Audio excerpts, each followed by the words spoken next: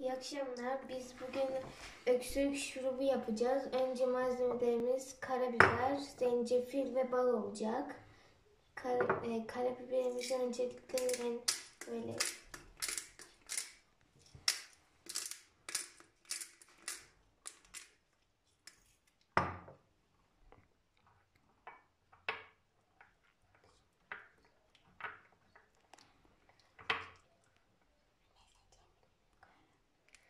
şimdi zencefili koyuyoruz.